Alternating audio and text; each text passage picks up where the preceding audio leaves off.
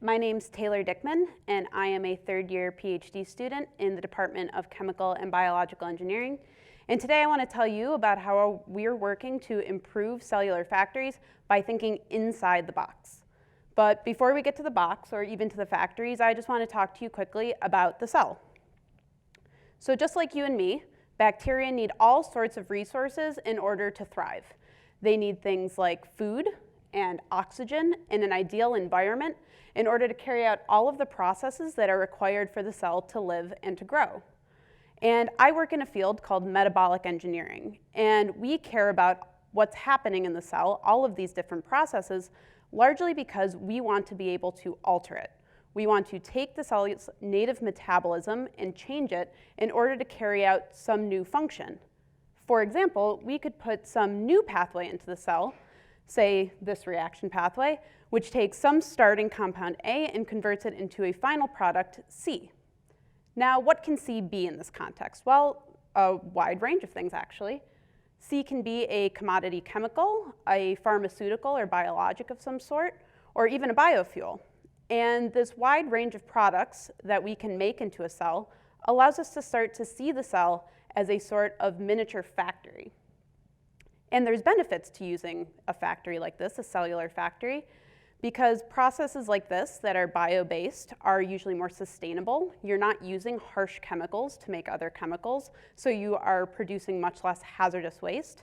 And biology already has this ability to make really, really complex molecules that are difficult to synthesize on the bench. So we can take advantage of all this stuff that biology can already do naturally for our own purposes. Now, this all sounds great, but unfortunately, we cannot put every pathway that we care about into a cell, and that's because at the end of the day, the cell is still a living system, and so there are some complications that come along with that.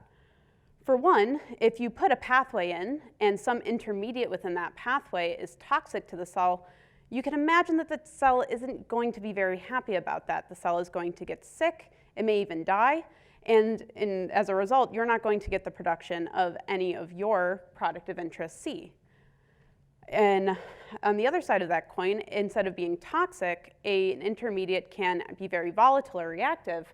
So you can end up having that intermediate reacting with all these other processes that are going on within the cell and making an undesired product that you care nothing about, again, reducing the amount of the product that you do care about.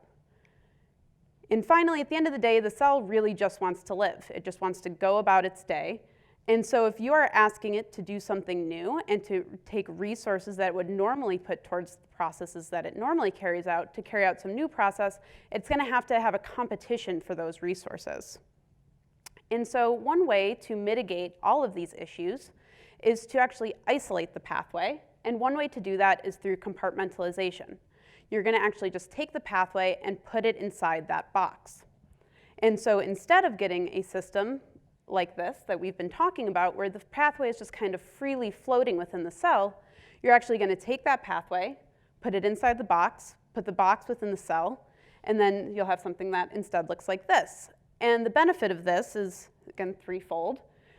If you're able to confine your pathway, you're confining all those problematic intermediates. So the toxic intermediate is no longer able to make its way out into the cell and cause the cell harm. The volatile intermediate is no longer able to make its way out and to carry out all these other unnecessary reactions. And you're able to separate the resources that your new pathway needs versus the resources that the cell needs in order to carry out all the processes that it needs to. And so I hope I can convince you here that it's worthwhile to try to encapsulate pathways. And luckily for us, again, biology comes to the rescue because it's already kind of figured out how to do this with a structure called a bacterial microcompartment. So this is a complex structure that's found in a number of bacterial species. It is a protein shell made up of many subunits, and it encapsulates some sort of reaction within the cell. And you can see that it is much smaller than the cell, so many of these can fit within the boundary of a cell. And we can both study this within the cell and also purify microcompartments from the cell and study them that way. So we have a wide range of flexibility where we can study and characterize these structures. And I study specifically a microcompartment called the propane diol utilization, or PDU microcompartment. And as the name suggests, This microcompartment is involved in the degradation of 1,2-propanediol, which is a carbon source that's not really useful for the cell, but instead it enters the microcompartment, goes through a series of reactions, which includes a step through a toxic intermediate, and into a carbon source that's actually useful once it comes out. And so while this reaction pathway is in and of itself very interesting, I'm actually more interested in how each of these required enzymes gets into the compartment in the first place so that I can figure out how to put a new pathway in. So what do we know about the system and how can we facilitate this? Well, the first thing we know is that all of the components of this microcompartment are expressed together on the genome. They are under a single on switch, which we know how to turn on. And so each of these arrows represents one of those components, either a shell protein that makes up the outer shell or one of the enzymes that's internally localized. And so you can imagine that, okay, we already have this system and this is how it works. Well, what if we just take one of the new enzymes that we want to use, or a whole pathway of enzymes that we want to use, and replace the native enzymes in the system with those enzymes directly on the genome? And what this allows us to do is just, again, turn on the system just with a single switch, and your new enzymes will be expressed along with all of the components of the microcompartment that you still want to be around. Now, it's a little more complicated than this because just because these enzymes are getting made does not automatically mean they're going to become encapsulated. They're just being made in the same general vicinity and in the same time frame as all of your microcompartment components. So we need something a little bit further here. And again, luckily, we already kind of have a means to do this. Because the native enzymes have a tag on them that we call a signal sequence. And we know of 3 of these signal sequences that exist natively, and other members of our lab have also been able to make new signal sequences by figuring out patterns of how these signal sequences work.